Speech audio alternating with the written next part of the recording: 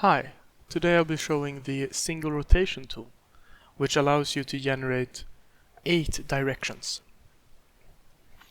So what you want to make sure when generating with the single rotation tool is that your from image matches up with your from view and from direction, and that your to direction and to view is what you want to generate.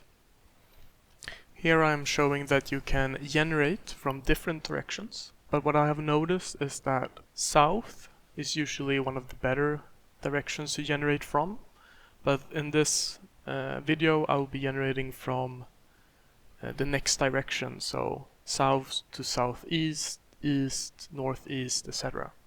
But you can do it in any way you like, and you can try different things and see what works. Just like our other models, you can use a init image to help the model understand what the rotation should look like. But for this particular character, it wasn't really necessary, but it can be a very strong and helpful tool to guide the models into creating what you want.